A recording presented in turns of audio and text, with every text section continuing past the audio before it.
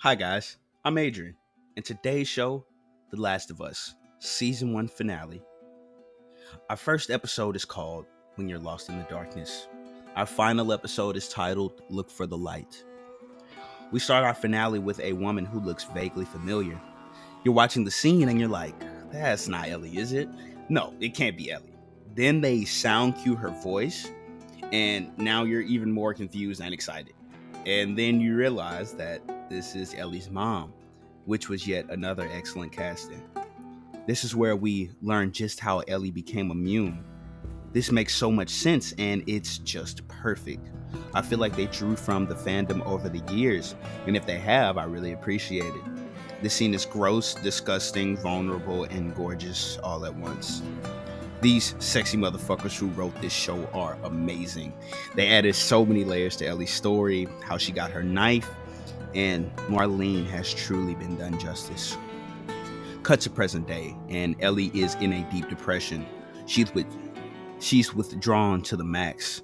This sucks because this is the closest Joel and Ellie have ever been. With that, we see Joel is genuinely happy to be with Ellie, fully taking on fatherly responsibilities. This also makes me think about the fact that Ellie never had a father. We see Marlene most likely served as her mother, so both Joel and Ellie have that void to fill. We move to Joel and Ellie making their way up the building. Here we of course get some epic nostalgia, but we also see how anxious Joel gets when Ellie is out of his sight. This will of course add to Joel's decision to keep Ellie alive, but humans are selfish. Joel specifically has this separation anxiety towards Ellie, and we see that with every scene. Ellie seeing the giraffe was a nice breath of fresh air for her and the audience, yet another strong bonding experience between the two.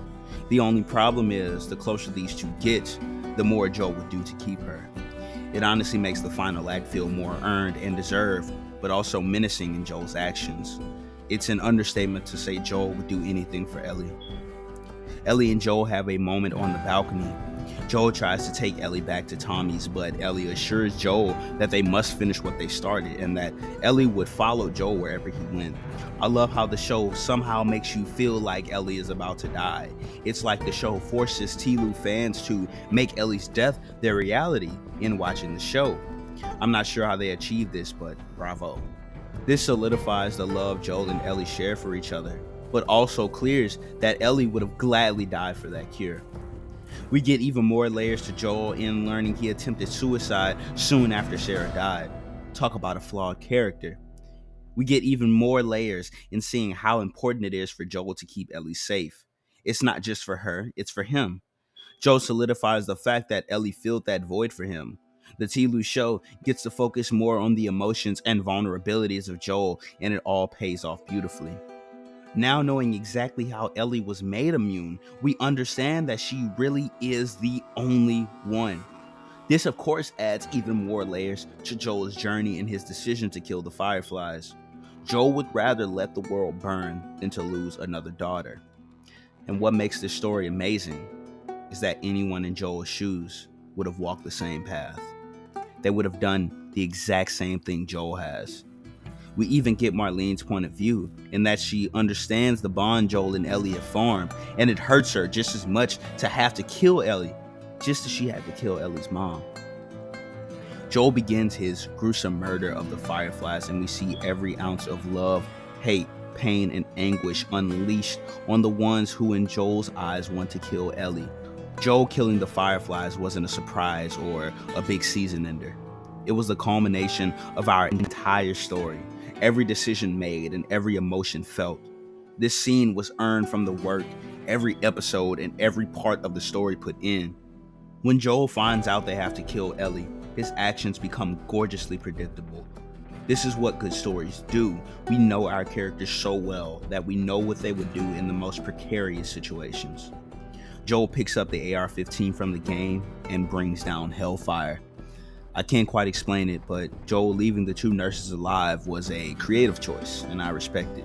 When Joel tells Ellie what happened, she definitely knows that he's lying. I would go as far to say she immediately knows what happened. Ellie knows she has a bigger purpose and that she is a cure to the virus. She also knows Joel couldn't let her go.